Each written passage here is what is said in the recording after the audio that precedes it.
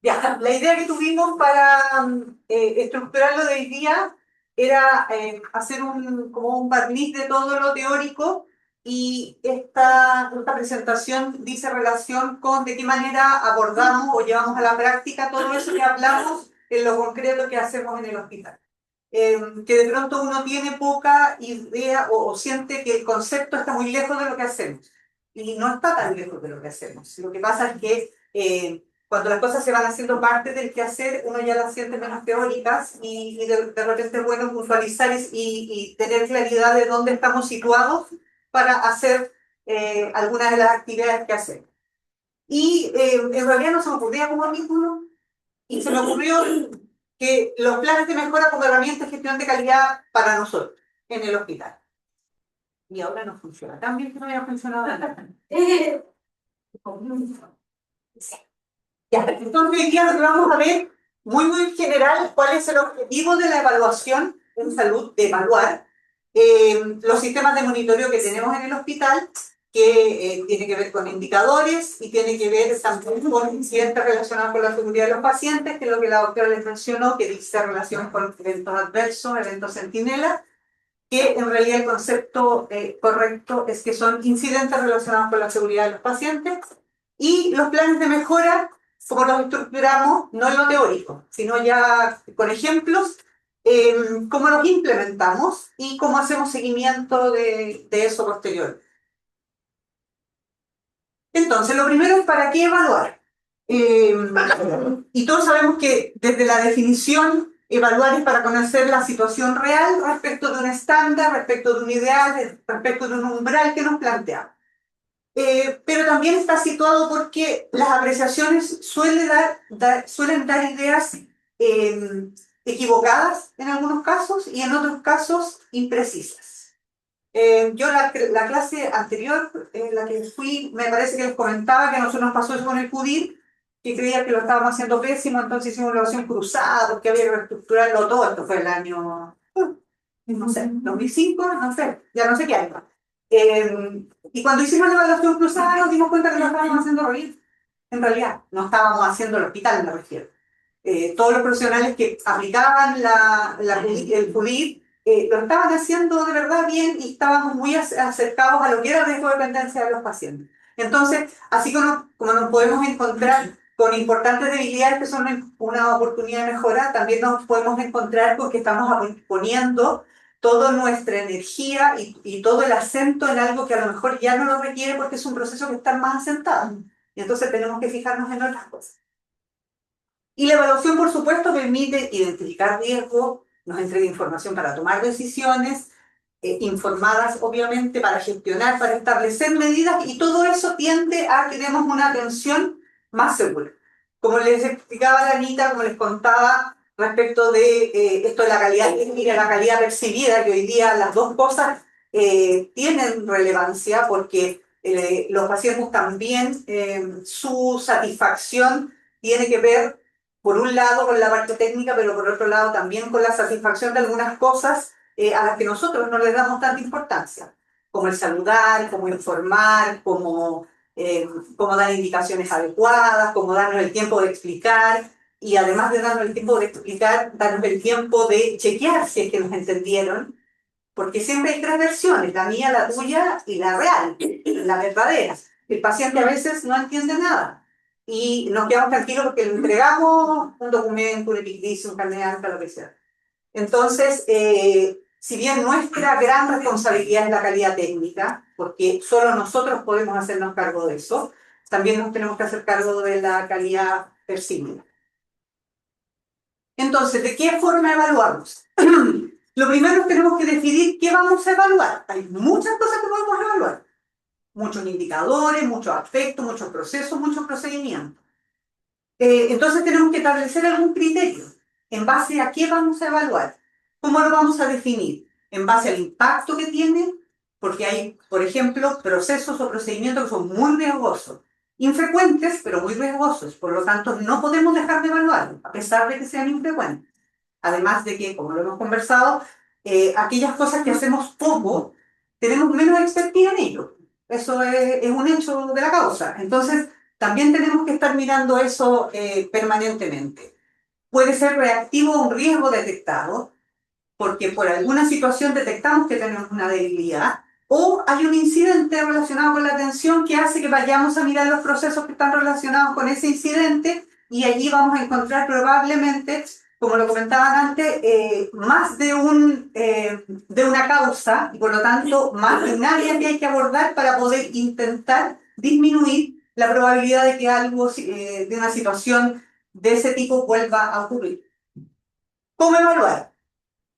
Una vez que ya definimos más o menos qué vamos a evaluar o por dónde vamos a partir, tenemos que evaluar en base a procesos estandarizados. No podemos evaluar en base a apreciaciones o, como decía la vida, en base a que si así lo hacemos acá, entonces vamos a ver que acá lo sigamos siendo así.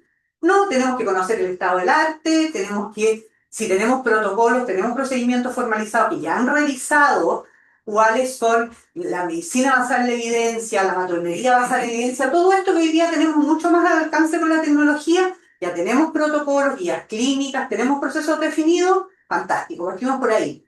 Lo que yo les comentaba la otra vez, ¿se acuerdan? Que siempre que evaluamos tenemos que evaluar en base a lo que dicen lo que nos norma respecto a eso, una norma técnica, un procedimiento, un protocolo, una guía. Siempre tenemos que ir de acorde a eso, que es lo que está definido, que es como la forma correcta de hacerlo. Está estandarizado que así debe ser.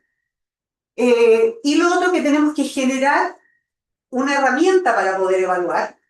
Y si existe una herramienta, tenemos que revisarla, por ejemplo, si existe una pauta, si existe una lista de chequeo, algo que ya está hecho, no vamos a inventar la rueda todas las veces, pero sí tenemos que volver a mirar, porque como también comentaban, esto es muy dinámico.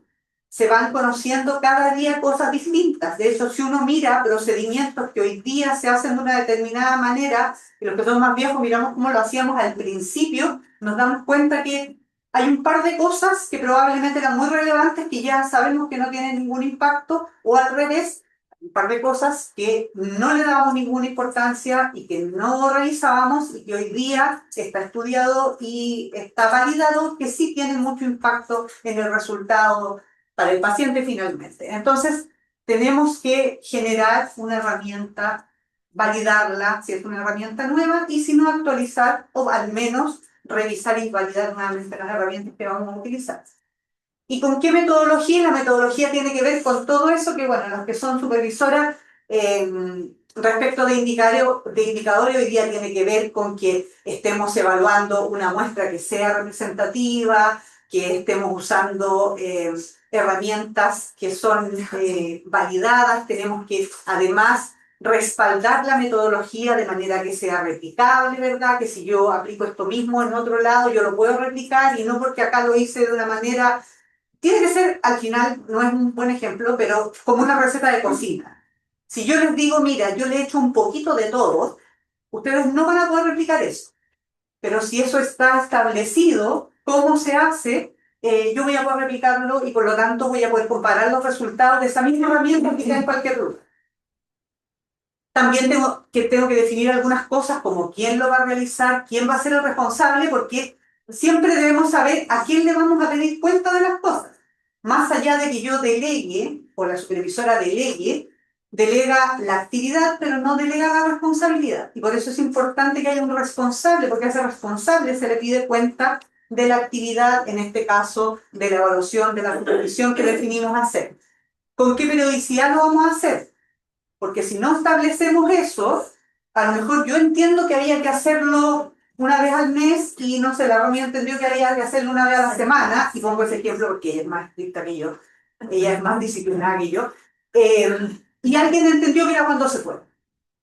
Entonces, debemos establecer además la periodicidad.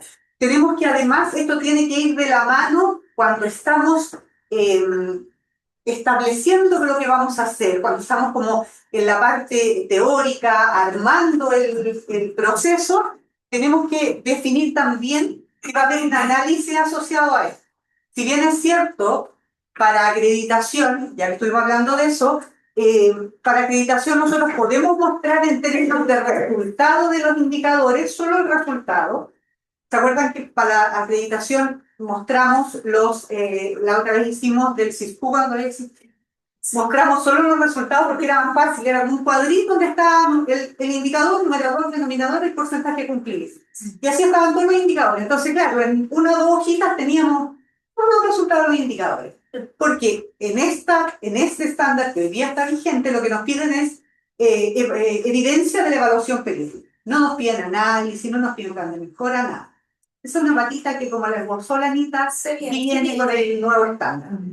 Pero cuando nosotros establecemos que vamos a evaluar, no estamos pensando en que vamos a evaluar para presentar resultados de la acreditación. Estamos hablando en el contexto de la mejora continua. Por lo tanto, tenemos que hacer análisis. Y lo vamos a ver más adelante, porque el número no nos sirve para nada. Y también tenemos que establecer cómo vamos a intervenir. O cuándo vamos a intervenir, cada cuánto tiempo. Tenemos que conversar eso y decir, mire, ¿sabes qué? Vamos a hacer análisis trimestral, vamos a hacer análisis semestral.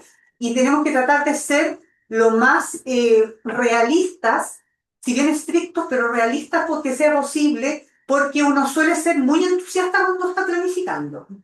Entonces uno dice, no, hacemos análisis mensual. Y después del análisis, una reunión mensual con todo el equipo y vamos a establecer medidas de mejora y vamos a dar una semana de plazo. Después nos damos cuenta que se nos pasó el mes, no nos dimos cuenta, llegan 2 meses, no hemos hecho el análisis, no hicimos el informe, no hacen nada. Entonces, esto, si bien es muy importante, también es muy importante que seamos realistas en los tiempos, en los plazos, para que podamos hacerlo, porque si no al final va a quedar todo en el papel. Y el papel aguanta todo.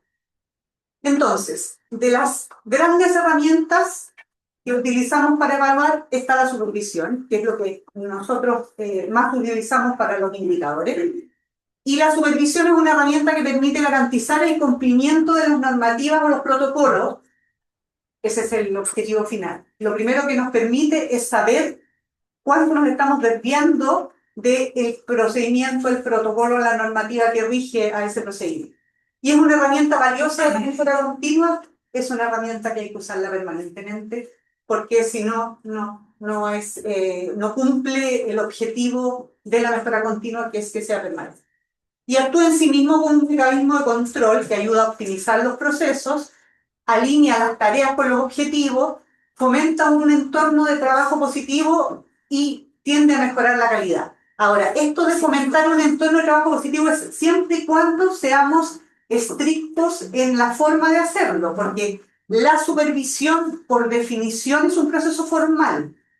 No es una cosa antojadiza que yo voy y cuando me acuerdo te miro y después te digo, yo el otro día a ti te miré lavándote las manos y te lavas el pésimo. Eso da la idea de intencionalidad, da la idea de una cosa como antojadiza, hecha de manera desprolija, ¿cierto? Pero si en la reunión del servicio, del equipo, o como sea, del turno, se va informando que dentro de las cosas que vamos a evaluar, por ejemplo, este año, este semestre, este trimestre, están estas pautas y esta es la pauta con la que vamos a evaluar. Les recuerdo que hay un protocolo que dice relación con esto que les vamos a evaluar y lo vamos a hacer con cierta periodicidad y cuando lo vaya a evaluar le voy a informar que lo voy a evaluar. Eso es distinto, eso ya no es antojadizo, eso está sustentado de otra forma y además permite que hagamos el efecto que lo que yo les comentaba la otra vez, que eso lo pasa en la universidad, ¿se acuerdan? Que la gente mejora por el solo hecho de saber que están supervisando, y por eso hay que supervisar siempre.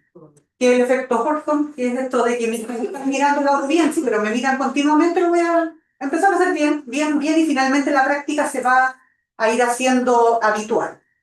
La práctica de hacerlo bien, ¿no? Oh, estaba bien. Pero entonces, ya. Entonces, la práctica en nuestro Hospital Van Buren. Tenemos, por un lado, bueno, lo que le hablaba la doctora, que es la acreditación de calidad, que es la acreditación de prestadores, que lo fueron viendo desde lo más conceptual hasta lo más particular, por decirlo de alguna manera, que es la pauta de cotejo propiamente tal, pero partieron, ¿cierto?, del 2002, por ahí, el 2000, cuando el presidente Lago se habló de la reforma en salud, se dijo que era un sistema garantista, se establecieron las garantías, entraron en vigencia, y la última que entró en vigencia fue la garantía de calidad. Y eso es por algo muy lógico, porque es difícil. Es difícil de cumplir, es un proceso que ya llevamos muchos años y hoy día estamos evidentemente mucho mejor que cuando partimos, pero como ha sido un proceso que se ha instalado paulatinamente, se ha ido instalando también, creo yo, de buena forma, por lo tanto no nos hemos ido dando tanto cuenta. Pero hoy día hay prácticas que son impensadas hacerlas de otra forma y resulta que hace 20 años sí las hacemos de otra forma. Encontramos que era lo más normal. Entonces tenemos por un lado la acreditación de prestadores y también está la acreditación de IAS, que es hoy día y mañana, ayer y hoy día, que también tiene que ver con una evaluación, y ellos también tienen que cumplir con ciertos estándares, también los vienen a evaluar, bueno, desde el Servicio de Salud, viene una persona del Ministerio, tiene un poco una metodología distinta, pero apunta también a venir desde afuera a evaluar el cumplimiento de algunos estándares y algunos ámbitos que están establecidos para ello. Tenemos nosotros un programa de supervisión de indicadores de calidad y también hay un programa de supervisión de IA. Así que yo le puse esa flechita ahí porque nosotros tenemos una, no sé cómo, alianza estratégica con IA. Somos súper amigas. Y resulta que, bueno, esto no ha sido fácil. Fue así como que esto fue difícil. Partió difícil. Pero finalmente hemos ido estableciendo cosas en común, porque hay cosas que las miramos de la misma manera, que están siendo monitoreadas por ambas unidades, que requieren que ambas unidades las estén mirando, y por eso en realidad después también hemos ido viendo las formas de facilitarles a los servicios también en la práctica la forma de, por ejemplo, generar la información que piden estos programas. Porque se acuerdan que antes para calidad los informes eran trimestrales, pero varías eran semestrales y esto era igual. Entonces era un borroso para usted. Y nosotros mirándolo conversamos entre ambas unidades y decidimos que la metodología un poco más estricta era la que teníamos en nuestros indicadores por el lado de acreditación. Y ellas lo que hicieron fue sumarse a eso. Por eso su programa dice que ellas se suman a las fechas, a la metodología y, por cierto, a la periodicidad de los informes, que era una de las cosas que más les complicaba a ustedes. Entonces, trabajamos en conjunto esto. Tenemos una metodología para la evaluación, que es una metodología consistente, que como lo vimos hace poquito, ha sido cada vez más estricta porque desde lo normativo de la acreditación se ha ido estableciendo para las que no son supervisoras. Antes la acreditación no indagaba mucho en la metodología de evaluación de los indicadores, a menos que fuera una cosa muy descabellada, no era cuestionable. Pero hoy día sí hay una circular IP que establece orientaciones técnicas al respecto y establece específicamente algunas cosas como los tamaños muestrales, aquellos eventos que son muy infrecuentes, que deben evaluarse siempre, y además establece que tiene que haber un tamaño muestral mínimo que debe calcularse con alguna herramienta válida. Por lo tanto, esto de nosotros estimamos que el servicio debe evaluar 3 veces en el mes o 2 veces en el mes, y esas 2 veces en el mes salen 3 casos, y bueno, era lo que había, ya no funciona. Ya por eso ahora en diciembre vamos a hacer esta suerte como de prueba, de marcha blanca con los indicadores para ver cómo lo hacemos para alcanzar un mínimo de tamaño muestral que no sea cuestionable, porque tampoco sería ninguna gracia y haciendo todo el trabajo que ustedes hacen, finalmente, metodológicamente, la evaluación del indicador se cae. Digan, saben que el tamaño muestral es demasiado pequeño, por lo tanto, esto no cumple. Y ustedes pasaron 3 años, 4 años haciendo evaluación, que evidentemente no fue para nada, porque eso entrega información. Cuando se hace la supervisión en el mismo momento, se hacen correcciones, indicaciones, y eso sí es mejora continua en sí misma, pero además tenemos que dar cumplimiento a todo. Siempre está lo normativo que tenemos que darle cumplimiento. Generamos indicadores, nosotros ya hemos como transitado este camino tampoco fue fácil, pero como lo hemos ido transitando de a poco, como que no ha sido tan dificultoso. Hoy en día lo que nosotros decimos, pero sí, obvio que el indicador es ese, al principio no era tan. el 2012 no entendíamos bien cómo hacer los indicadores, no eran consistentes con el protocolo, o no daban cuenta de lo que debían dar cuenta, etc. Transitamos ese camino, todos hemos ido aprendiendo en el camino y hoy día tenemos indicadores en general que tienen todas las características que debe tener un indicador, que también lo mismo en su momento. Tenemos pautas de supervisión que las vamos mirando cada cierto tiempo, las vamos actualizando, vamos mirando lo normativo, el estado del arte, lo que dice IAS, lo que nos enteramos por otros lados, lo que revisamos de literatura, etcétera, y vamos actualizando, así como actualizamos protocolos, normas, manuales, etcétera, también vamos actualizando pautas de supervisión.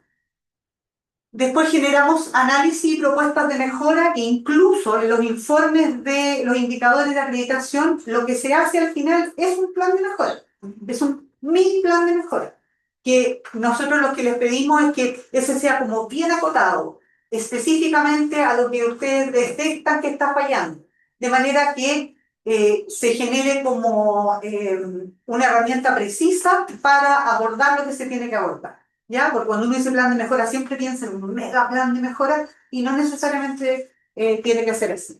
Y lo otro importante es la reevaluación continua, que es para todo esto que Mario por ahí vi la presentación que les habló del ciclo de Denning, ¿cierto? Esto de planificar, hacer, evaluar y volver a actuar y volver y nos vuelven a salir otras cosas y volvemos a planificar y así, y por eso es un ciclo. Entonces, ¿qué cosas son importantes respecto de evaluar? Una cosa es que no hay que evaluar por evaluar, porque hay que aplicar pautas, porque IAS dice que hay que aplicar pautas. Eh, Ese tipo de explicaciones para los equipos le quita validez a lo que ustedes están haciendo y le quita validez además al liderazgo que ustedes ejercen. Porque si a mí una jefatura me dice, es que dicen que hay que hacerlo, mi visión de ese liderazgo no es el mismo. Se supone que si a mí alguien viene y me da la indicación y me dice tienes que hacer esto porque tienes que hacerlo, lo que yo le voy a decir es explícame por qué lo tengo que hacer. Porque uno no está solo para hacer cosas, yo tengo que saber para qué. Que es lo mismo que pasa y es la gran diferencia cuando uno de pronto capacita. A mí me ha tocado capacitar en los CESFAM, que es como lo que menos sabían de acreditación, pues son los últimos que se subieron, y cuando uno les empieza a contar lo que yo les decía al principio, gobierno del presidente Lagos, garantía, un sistema garantista, y todo, y al final puede llegar a la acreditación. Y ahí ya la gente dice, yo no tenía idea que esto era ley. Es como que no, ahora al ministerio se le ocurrió que no, esto está sustentado, es ley de la República, es una garantía. Entonces, esto es lo mismo, cuando vamos a evaluar tenemos que saber por qué vamos a evaluar y por qué estamos evaluando eso. O porque no sabemos cómo estamos, o porque hemos tenido eventos asociados a esto, o porque tenemos malos resultados en eso y tenemos que intervenir. Pero siempre saber por qué lo estamos haciendo. Los datos se deben utilizar como información para la acción. Yo esa frase me encanta, no es mía, es del doctor Mercedes. Él decía que la información, los datos tendrían que ser información para la acción, si no, no sirve. Lo que yo les decía al principio, el número por el número no sirve. Mantener al equipo informado, siempre informarle los resultados también, buenos, malos, informarlos de la forma que ustedes puedan. Yo entiendo, hace muchos años, pero yo también fui enfermera clínica y también fui jefe de turno y tampoco tenía tiempo, el turno, el que no había insumo y todas esas cosas, no tenía tiempo, hay que buscar la estrategia. De pronto, no sé, a la salida del turno, hoy día se mandan hasta por WhatsApp la información. Ustedes verán cuál es la estrategia que les funciona. No todos los equipos son iguales.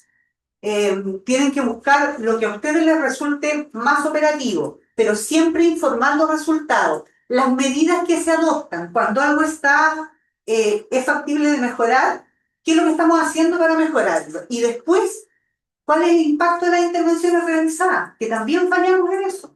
Muchas veces decimos, saben que en realidad están súper malos los resultados en eso, así que lo que vamos a hacer es que vamos a intervenir, vamos a capacitar y no sé qué, y llevamos a la gente obligado con las buenas, pero las invitamos, les mandamos el protocolo, les hacemos firmar que lo leyeron, porque lamentablemente hay que tener verificables, porque si no es mi palabra contra la de los otros. Entonces, genero el verificable, tengo todo y después nunca les digo si mejoramos o no mejoramos. Entonces la gente se queda con la sensación de que, bueno, ¿y para qué la capacitación? No sirvió para nada o sirvió, nadie sabe. O los más entusiastas dicen, no, a mí me dijeron que habíamos de 70 bajamos a 40, si estamos peor. Porque hay harta imaginería en el personal. Entonces, para evitar que me imaginen cosas, nosotros les entregamos el dato. Ya, de la forma, como les digo, de la forma que les funcione. Hay lugares donde el dedo mural es súper útil. Toda la información que ahí publican, si la gente efectivamente lo lee. Hay otros servicios donde eso no funciona. Ahí cada servicio verá de acuerdo a su propia realidad. Entonces, teniendo todo esto, la evaluación y todo lo que yo les decía, definimos qué, por qué, cómo lo vamos a hacer, hay que monitorear. ¿Y qué herramientas tenemos nosotros en el hospital? Este que es nuestro Qualitas de Andesoft, que es el sistema que compartimos con IAS, eh, que bueno, es una súper buena herramienta. Tampoco fue fácil armar la herramienta, si bien este equipo de Andesoft, que son los que hacen desarrollo en el hospital, ellos entienden muy bien cuando uno les... De hecho, entienden mejor que uno, porque uno le va a explicar y ellos tienen una mejor idea. Y además te dicen, pero además deberías también escribir esto, yo no sé lo que... Ellos son como muy buenos en lo que hacen, pero no es fácil. Eran 200 y tantos indicadores, cómo los agrupamos, de qué manera se visualizan, qué filtros le ponemos, cómo hacemos la marca blanca, etcétera.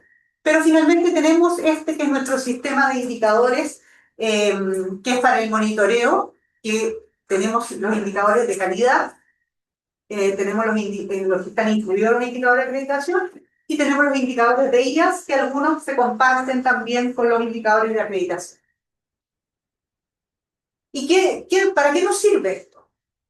Esto que lo vemos nosotros, porque es una visión general del hospital, es dentro de las cosas que nos muestra Ascuálicas. Y por ejemplo, yo saqué esta imagen de ahora y dice hasta el 31 de diciembre porque da el año, ¿no? No porque yo no me dé cuenta que no son el 31 de diciembre. Sí me he dado cuenta. Pero es lo que llevamos del año, en el fondo, que en la práctica, en la mayoría de los casos, es hasta cerrado el tercer trimestre, pero también hay información del cuarto trimestre. ¿Ya? Entonces nosotros vemos esto así como una mirada general. Tenemos el cumplimiento de evaluación anestésica, identificación de pacientes, estos cumplimientos hospital. Esto es lo primero que nosotros vemos. Y decimos ya, ok, ¿cómo vamos, cómo vamos, cómo vamos? Ajá, ya, aquí hay cosas. Y empezamos a mirar. Después de eso decimos ya, ¿cuál es el cumplimiento específicamente de este, que era uno de los indicadores que estaba más bajito? Lo miramos y decimos ya, ok, aquí hay algo. Entonces nos focalizamos en los servicios que están bajo el umbral. Y puse servicios donde no hay nadie aquí, para que nadie se sienta tocado. Nada. Nadie puede decirle nada a María Carolina, por favor. Y al familia, por favor. Entonces nos focalizamos aquí. Y la forma de mirar es mirar, si bien es cierto, porque podríamos haber dicho ya, que tenemos un cumplimiento más bajo en la vía aérea privada y mantenida, que tiene 61%, nos focalizamos ahí. Sí, pero ¿qué indicador está relacionado con ese? La mantención de ventilación mecánica. Mira, y también anda regular. Ya, entonces tenemos que mirar qué es lo que está pasando. Vamos a mirar los indicadores. ¿Qué es lo que está cumpliendo? Porque el indicador lo componen distintas actividades. Entonces dijimos, a ver, la vía aérea cuidada y mantenida, ya, no estamos cayendo en el filtro vigente, no estamos cayendo en la presión del cable. Y me dicen, ¿qué habrá pasado en ese periodo? ¿Teníamos filtro o no teníamos filtro? Estábamos dejando los filtros porque no había. Entonces hay que pensar, ¿no? Y empezar a ver con la información del comité de insumos, en qué época fue esto, etcétera. Entonces dijimos, ya, pero sabemos que no estamos cayendo en los filtros y no estamos cayendo en la presión del gas. Y en la mantención de ventilación mecánica, ¿en qué no estamos cayendo? Ya, en la posición de la cama, que teníamos cama. No puede ser que las camas se mueven. Así que no puede ser que no logramos el supino adulto, no es esa la causa. Tendríamos muchos pacientes nervios, a lo mejor, con PIC alta, con línea media, o sea, con línea cero, con indicación de no movilizar. Ahí hay que mirar en qué época fue, etcétera. Pero esto se nos repite de nuevo, pues. Aquí tenemos un problema. Va a problema. Entonces, nosotros cuando miramos esto, porque estos son datos de ahora, que aunque ustedes no lo crean, esto nos pasó el 2023. No exactamente las mismas causas, pero los mismos indicadores estaban bajos, pero la tasa de neumonía asociada a ventilación mecánica en la uso de adulto estaba bien, no estaba sobre el estándar. Por lo tanto, nosotros dijimos, ah, qué raro. Y lo conversamos con IES en ese momento y lo que decidimos es intervenir esto, porque no íbamos a esperar a tener más neumonías por asociada a ventilación mecánica para hacer algo. Si ya estábamos viendo que no estábamos cumpliendo. Entonces, un plan de intervención que al final es un plan de mejora. Un plan de intervención con la supervisora de la UCI del momento, ver qué es lo que está pasando, hay personal nuevo, se capacitó, tenemos cafómetros, tenemos filtros, por qué no se está midiendo la presión del CAF, qué es lo que está pasando. Y aquí se hizo, como les digo, no con estos datos, pero en ese momento hicimos una intervención, hicieron una intervención en la UCI que llevó supervisión, capacitación, supervisión, instalación de nuevos bundles para la supervisión permanente del cumplimiento de las medidas, porque la pauta de supervisión es una pauta que se aplica en un momento determinado. El bundle es un continuo. Por lo tanto, revisar los bundles, establecer unos nuevos y después de eso reevaluar. Y reevaluamos y mejoró 2023 hasta 2024. Fin de 2025. Aquí está. Entonces, muchas causas. No se está capacitando a lo mejor, hay mucha rotación de personal, también tenemos las dificultades del ausentismo. Hoy día la realidad hay algunos factores que se repiten, pero también hay cosas que se van sumando, algunas cosas que son nuevas. Entonces, vamos a tener que volver a intervenir y ahí cobra relevancia. ¿Y por qué les mostré esto? Porque les podría mostrar uno que mejoró y después les muestro el resultado de la 2025 y sigue bien. Pero esto es lo que pasa. Uno no puede dejar de lado, sobre todo, aquellos aspectos que son muy críticos o que tienen un impacto muy importante en los pacientes, una importante letalidad en los pacientes. La neumonía asociada a ventilación mecánica del paciente crítico tiene una alta letalidad. Por lo tanto, no podemos dejar de mirarlo nunca. ¿Ya? Por eso quise volver a mostrar que esto mejora. Y es como lo que yo les decía la otra vez, como los hijos, si no, uno no puede soltarlos nunca. Tiene que siempre estar ahí, volver, mirar. Entonces, ¿qué es lo que hacemos? Esto es un resumen de lo mismo que dije recién. Cruzar la información de indicadores de resultados con otros datos pertinentes. Por ejemplo, tasas con esto para ver si había o no había relación con el cumplimiento de las medidas y asociarlo eso a aumentar la tasa de neumonía asociada a ventilación mecánica. Después viene un análisis por parte de la unidad o servicio correspondiente, que incluso podría ser más de uno, porque esto se podría estar repitiendo en más de un servicio, y si tenemos problemas comunes, hagamos esfuerzos comunes. Buscar causas directas e indirectas, porque no todo necesariamente tiene una causalidad ni única, que ya nos quedó claro que es única casi nunca, pero no siempre es tan directo. El plan de mejora, las posibles intervenciones a realizar. ¿Y por qué digo posibles? Porque cuando uno plantea un plan de mejora, apunta por supuesto a las causas, pero después de plantear algunas estrategias que a uno se le ocurre que pueden ser útiles, hay que ver esto, el impacto y la factibilidad de implementarlo. Porque si lo que tengo que hacer, por ejemplo, dentro de lo que tengo que hacer es cambiar todos los lavamanos de la unidad, eso probablemente va a tener impacto, pero ¿qué factibilidad tengo? O sea, ustedes como supervisora ninguna, porque no pesa nada. Pero además, si le sumamos que el hospital tiene dificultades económicas, menos todavía. Entonces, si nos focalizamos en eso, bueno, habitualmente si nos focalizamos en temas de estructura, vamos mal enfocados, porque tenemos poca incidencia, o sea, injerencia, perdón, en esas áreas. Establecer plazos y responsables, que es lo que les decía yo, porque ¿a quién le pido cuenta? ¿Y cuándo? Porque si yo voy y te digo, ¿sabes qué? Que muéstrame lo verificable, la capacitación que tenías que hacer y todo, era ahora. Ah, que ya no entendí que no era ahora, que el próximo semestre, pero nunca me dijeron cuándo, bueno, no me dijeron, yo estaba esperando que me dijeran. ¿Ya? Entonces, plazo irresponsable. Informar con qué sistema de seguimiento, o sea, informar que va a existir un sistema de seguimiento. ¿Y por qué se los comento además? Porque a nosotros nos pasó, cuando empezamos a estructurar planes de mejora, que cuando empezamos a pedir cuentas de la realización de las actividades, en algunos lugares se sorprendían, por decir sorprendía, en otros lugares se molestaban. Porque ¿por qué teníamos que estar preguntando? Si esa era como su plan de mejora y era su responsabilidad y ellos tenían que ver si lo hacían o no lo hacían. Y no, porque tiene que haber alguien que monitoree, ¿ya? Y la unidad mandatada para eso, en este caso, como nosotros, IAS, si es que es algo específico de IAS, hay otras cosas que hacemos en conjunto con IAS. Y sancionar el plan de mejora por parte de la jefatura de servicio, eso es bien importante, porque empezamos en esta suerte de ir y venir del plan de mejora. Nos reunimos, establecemos alguna estrategia a grandes rasgos y tiene que puntualizarla el servicio. El servicio nos manda el plan, nosotros le hacemos alguna observación, se lo mandamos de vuelta. Y después tiene que llegar de vuelta validado por la jefatura de la unidad, por la supervisora, por el jefe de servicio, quien corresponda, el coordinador del área, quien corresponda.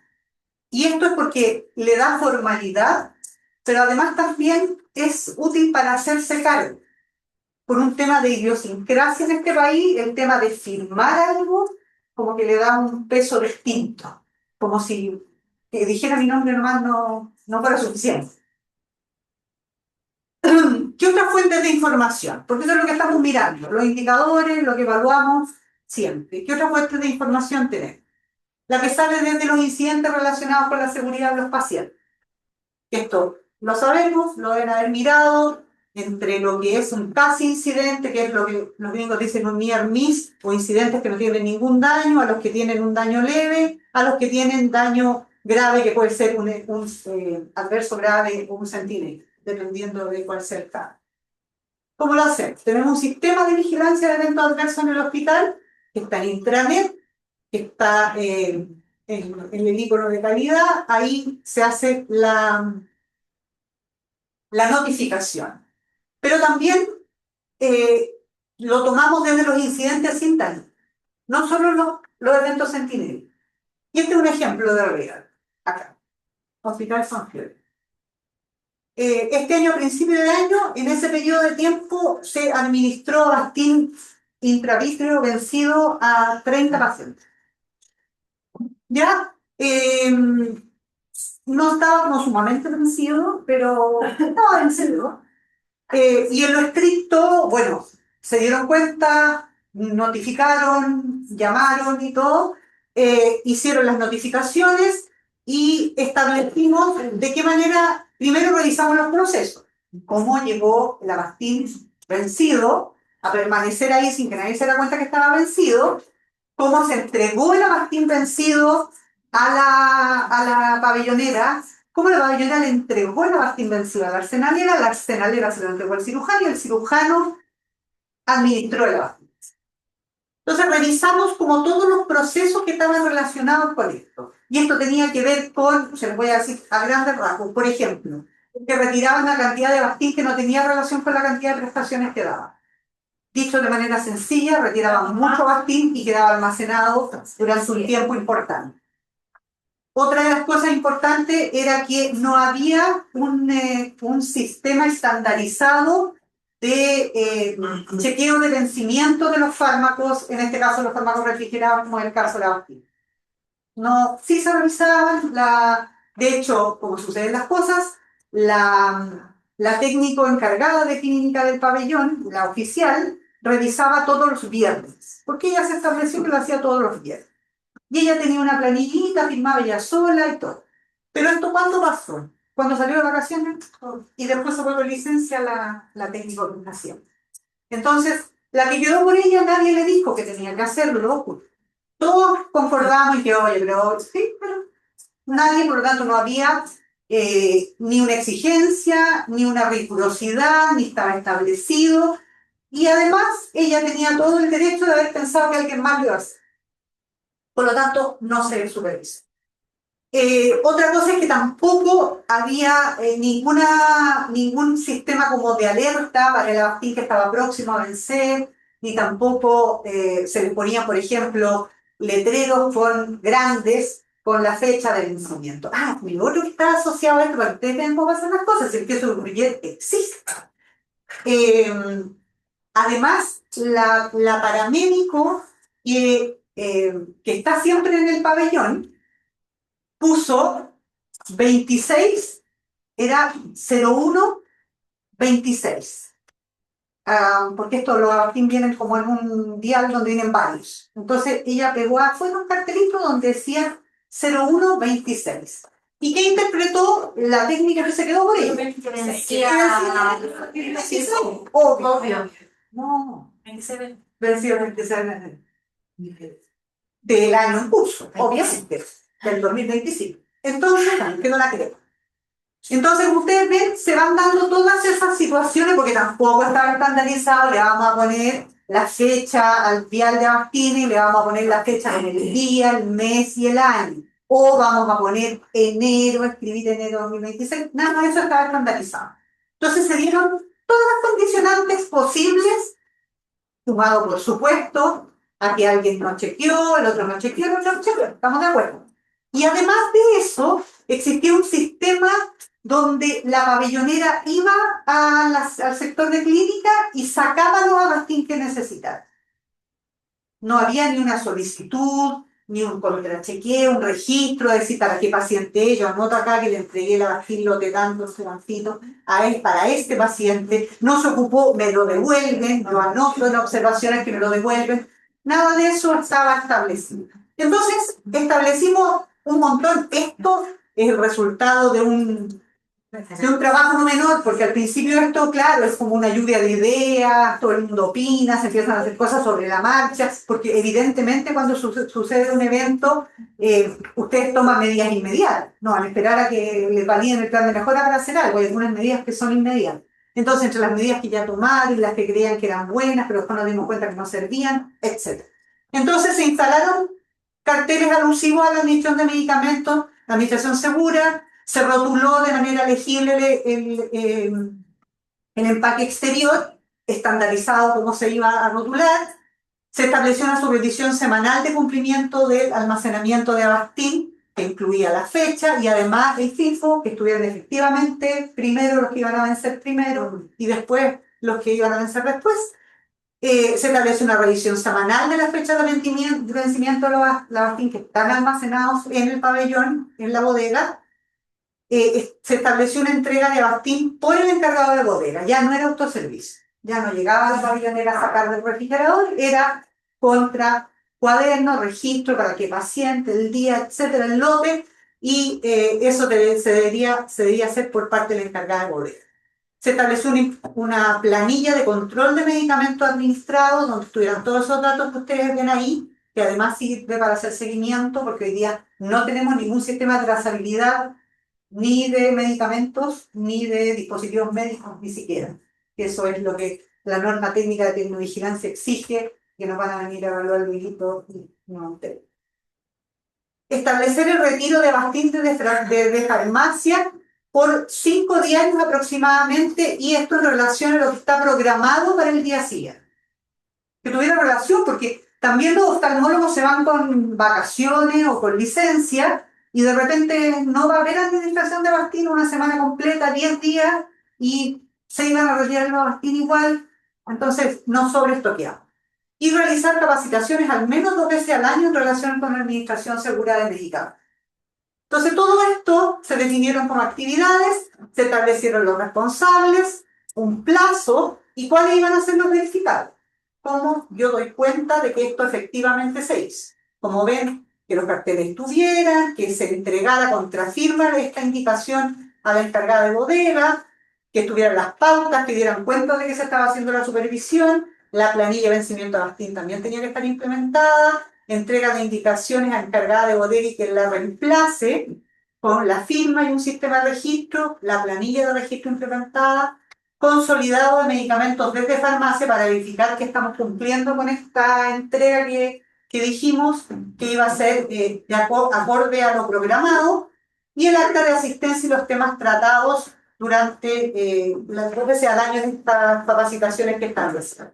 Y acá en el monitoreo fuimos poniendo la fecha en que se dio cumplimiento a esto. Yo esto está con rojo porque el segundo semestre de 2025 no hemos recibido el verificable de las capacitaciones. ¿Ya? Ese anterior es el mejor escenario. Ahora, el mejor es cuando detectamos una debilidad sin que haya pasado nada de nada. Simplemente detectamos una debilidad, como lo primero que vimos. Hay incumplimiento de, por ejemplo, alguna pauta, un indicador que tiene bajo cumplimiento, pero no tenemos ningún evento, ningún aumento de tasa de infecciones, nada asociado a eso. Ese es el mejor escenario. El segundo mejor escenario es que si hay un incidente, ese incidente no tenga ninguna repercusión en el paciente, no causa un daño, finalmente. Y podemos intervenir, como lo hicimos en el caso de los Avastin. Y este es el otro escenario, que son los eventos centinela. Este es un evento centinela, nuevamente arriba, los virus van Furen. Este es un paciente que lo que sucedió fue esto, una muerte inesperada, falleció con un shock séptico causado por un organismo multiresistente secundario a una flebitis en el brazo. ¿Ya? Entonces, frente a esto, ¿qué fue lo primero que hicimos nosotros? O sea, para llegar a esto, no es que nosotros dijimos, el paciente se murió con la flebitis. No. Sumamos esto y hablamos con IAS. No había, le dijimos al doctor Wilson, pues tratar, vaya a ver si esto tiene relación causal o no, porque no necesariamente el paciente falleció por esa causa. Y esto, si bien es cierto el paciente tenía varias comorbilidades, existía una relación de causalidad.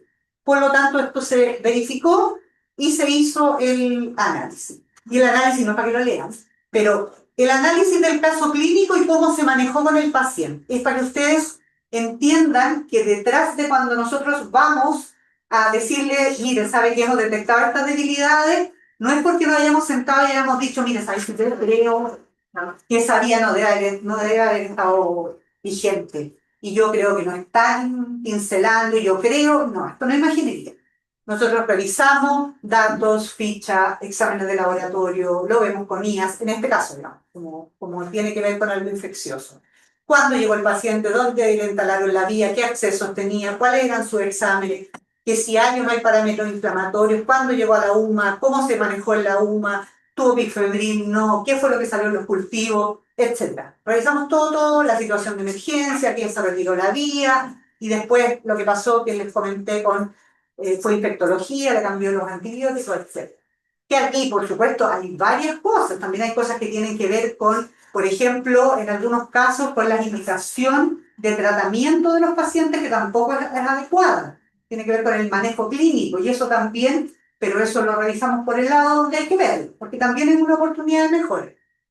Aquí sigue, porque sigue una cosa así. Es como esto es una cronología de los hechos y de las atenciones que nosotros entregamos. Frente a esto, ¿qué hicimos? Le sacamos la vía, le pusimos otra, donde se la pusimos en el mismo brazo, porque tiene el mismo brazo, etcétera, etcétera. Cómo evidenció, cómo fue evolucionando el paciente. Ahora, obviamente que yo les muestro todo esto porque entiendo que este es un espacio de análisis profesional. Esto no es para mirar y decir, la vamos a hacer un paciente. No. Esto es para decir, así se analiza, así buscamos dónde están las oportunidades de mejora. Y después hacemos el análisis causa-raíz, que nosotros le cambiamos lectura. ¿Se acuerdan que antes existía la espina de pescado, que era revisa, pero en realidad era súper poco operativa para nosotros, porque nos quedaban un montón de espinas en blanco y además tenía pocos espacios para escribir. Entonces, desde el punto de vista práctico, la verdad es que no era muy útil. Entonces, lo que hicimos fue cambiarla, que ustedes pueden decir, ya, ok, hicieron un Word con esto. No. Hablamos con Andrés Top para que nos cambiara en el sistema informático de la espina de pescado con forma de espina a esto que nos parecía más operativo para lo que nosotros necesitábamos. Y de lo que buscamos, de lo que encontramos en los análisis conjuntos, encontramos que no se cumplía el protocolo de prevención de I en relación a la instalación y manejo de vía vigente. Hay una disparidad en términos de si flashaban o no flashaban las vías cuando no estaban ocupándose, había un tema de si el paciente necesitaba tener las vías venosas puestas o no, necesitaba dos vías o no, se daba mucho, porque como son pacientes cardiológicos algunos, se da mucho que tienen dos vías y tienen dos vías por si acaso, porque como lo, no sé, pues como lo trombolizaron, tenía dos vías, sí, pero lo trombolizaron hace 2 días. Entonces, es necesario que el paciente tenga un potencial foco de infección o de manejo si ya pasó el periodo en el que probablemente el paciente se me puede hipotensar y yo tenía que pasarle volúmenes en altas dosis o a chorro, etc. Se cumplió el procedimiento de toma de hemocultivo tal como lo establece, perdón, el manual de toma de muestra de hemocultivo. Está de laboratorio, eso también lo revisaron. Hay una deficiencia en los registros de enfermería que no permite hacer seguimiento adecuado respecto al manejo de la vía venosa. Nos pasaba, y no solo con este caso, nos pasa a veces que decimos, ya, el paciente hizo una pedita en el brazo derecho. Ok, instalar en este día la vía en el brazo derecho. Madoxero, al día siguiente la vía en el brazo izquierdo. ¿Y qué pasa con la otra? Ninguna parte dice nada. Y después dice Madox 1, dejo en observación. 2 días después, Madox 0. Se mejoró. Ah, no, pero este brazo derecho. Entonces, ¿el brazo derecho la tenía todavía o no la tenía? O se habrán equivocado y el izquierdo. Entonces, eso, ahí revisten mucha importancia los registros. Los registros completos y oportunos. ¿Ya? Y lo otro que también, por supuesto, que había factores que tenían que ver con el paciente. Era un paciente frágil, un paciente con múltiples patologías de base, que estaba en un estado complejo, estaba con patrones de actividad séptica previamente ya elevados, etc. Entonces, bueno, esto de conclusión es una exigencia que nos hicieron. Nosotros nos costó un montón entender que esa no venían con conclusión. Pero al final nosotros hacemos como esto que nos parece una noticia.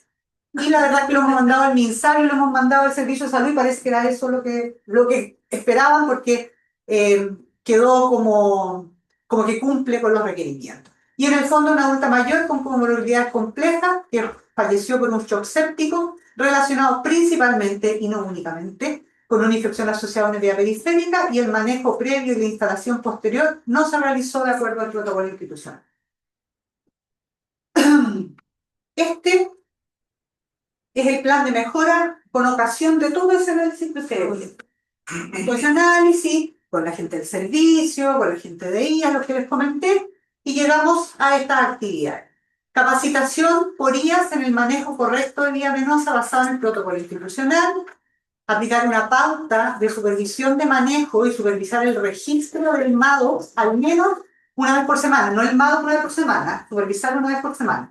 Que el MADO estuviera de acuerdo al protocolo institucional, registrado en la FIP.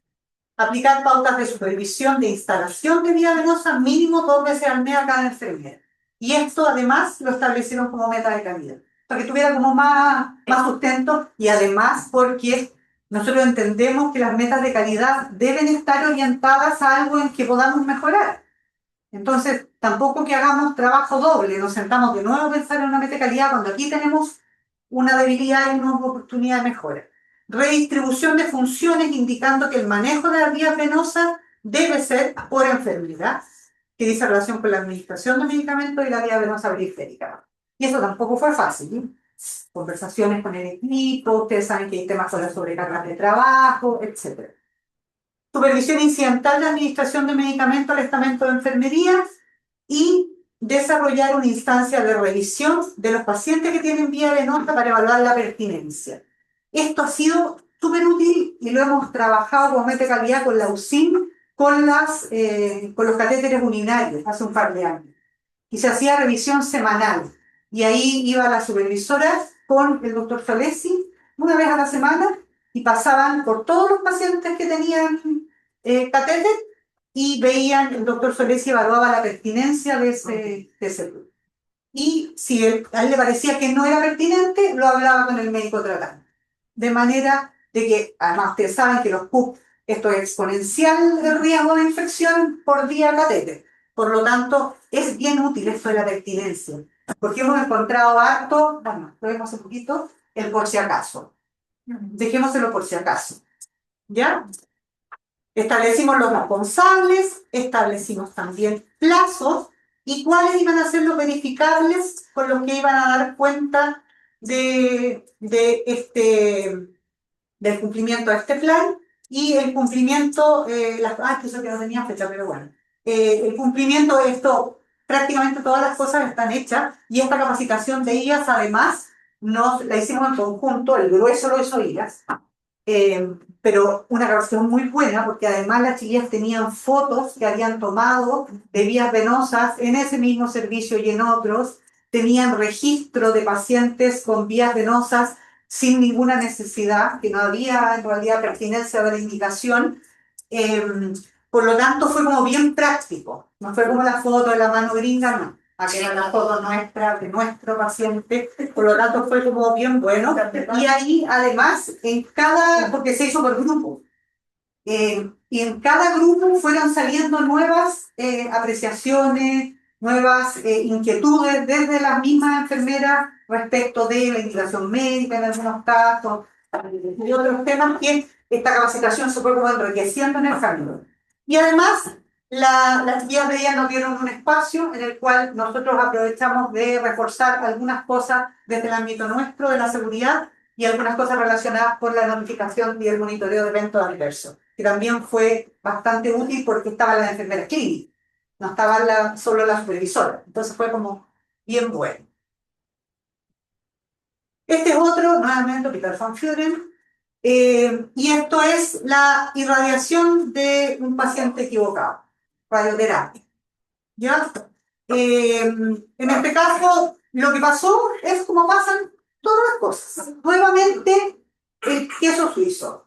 ¿Qué pasó? El caballero tenía el mismo primer nombre y el mismo primer apellido del paciente que venía después. No el segundo nombre, no el segundo apellido, y evidentemente no el RUT. Pero el chequeo del paciente fue Alejandra Soto, pasa señora Alejandra.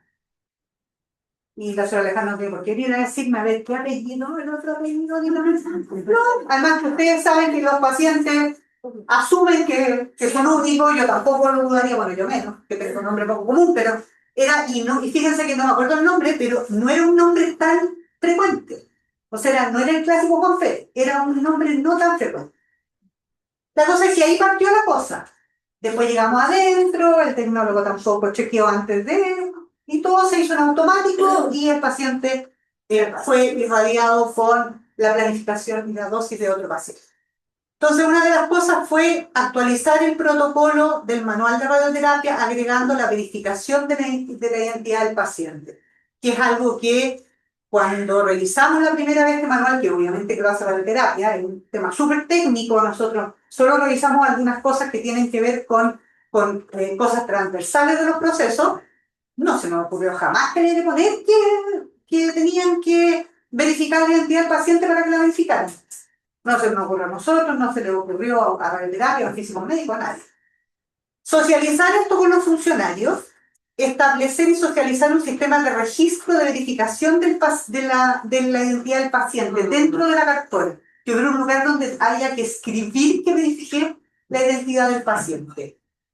Registro, en la cartola y socializar los resultados de esta supervisión. Y además se estableció que la identidad del paciente se ratificaba y se verificaba con 2 nombres, 2 apellidos seguros. ¿Ya? Por seguridad. Establecimos los responsables. Esto fue unas reuniones y reuniones extensas con el coordinador de radioterapia, con los físicos médicos, con el doctor Solís, con toda la gente involucrada en radioterapia, con la enfermera que estaba en ese momento a cargo de los pacientes de radioterapia, con todos ellos para revisar las debilidades. Los físicos médicos nos ayudaron porque lo primero que hay que hacer y lo primero que la SECHEN exige frente a estos casos es que se vea el impacto de ese error. O sea, si hay dosis tóxica y todo eso, ellos son los físicos médicos lo saben. Ahora, como Clarita siempre dice que Diosito protege a los Müller, el paciente tenía el mismo cáncer del paciente que tenía después y la diferencia de dosis era mínima, era despreciable finalmente. Pero eso es porque Dios es grande. Entonces se establecieron las responsabilidades, en qué plazo se iba a hacer, cuándo lo íbamos a evaluar, y en este caso se cumplieron todos los plazos, excepto este que lo tuvimos que reprogramar, pero que finalmente se cumplió. Que era, en el fondo, no es que no se hubiera socializado. Lo que pasa es que como establecimos como verificable, tenía que haber una lista con la fecha, el nombre, RUT y la firma del funcionario que había tomado conocimiento. No todos habían firmado, había algunos que estaban con vacaciones, con licencia, y en ese sentido, bueno, Martínez bien como cuadrado en esas cosas, entonces como no estaba, además lo estaba llevando Andrés, que es más cuadrado que Martín, entonces ellos hasta que no tuvieran eso completo no lo mandaron. Entonces como no teníamos el verificable, no lo dábamos por cumplido todavía. Y esto yo les saqué una fotito, nosotros tenemos carpetitas por todos lados en la receta compartida, y lo que tenemos es lo que yo les contaba, la evidencia de las actividades realizadas.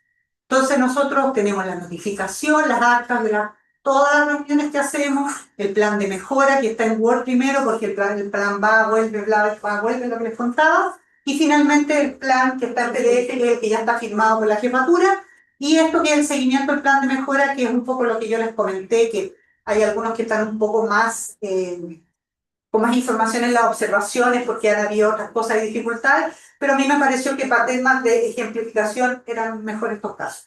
Y los verificables, y ahí tenemos, no sé si las puse, ¿no? No. No. Aquí tenemos lo que ustedes vieron, la lista, el protocolo formalizado, la fecha en que se hizo, etc. ¿Ya?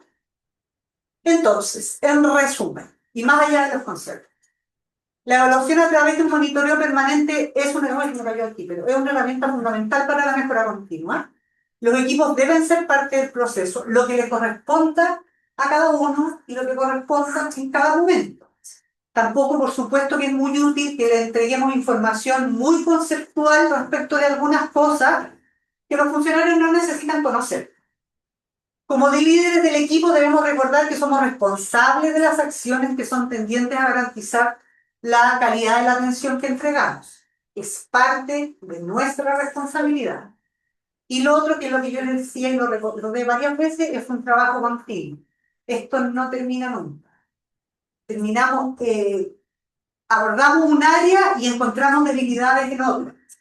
Por lo tanto, abordamos esa otra y volvemos a evaluar y así seguimos, ¿ya?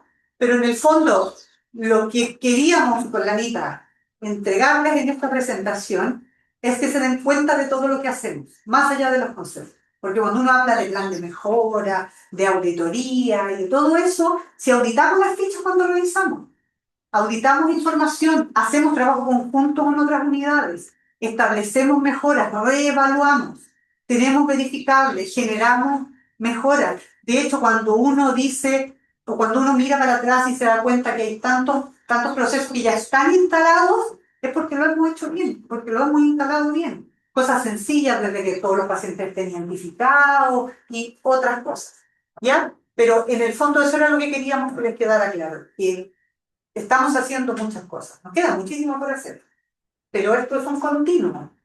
Por lo tanto, lo que le decía la Anita, no hay que desanimarse, hay que ir viendo cuánto hemos avanzado. Y lo otro que yo siempre les digo es que hay que mirar con cariño para atrás lo que uno hizo, porque al principio, claro, uno parte no sabiendo mucho, equivocándose en algunas cosas y va mejorando, y después cuando mejora, uno en algunos casos, y hablo por mí, yo sube en la lapidaria con la vista de atrás. Yo digo, era el protocolo, el precario. Sí, pero era precario en 2010, con lo que sabía en 2010, con lo que estábamos recién aprendiendo en 2010 todos. Hoy día que ustedes estén sentados aquí hablando de estos temas hace que todos hagamos equipo. Y eso es muy bueno.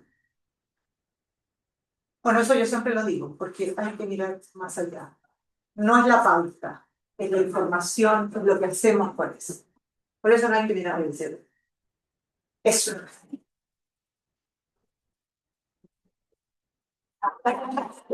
Dudas, consultas, sugerencias, reclamos. Bien.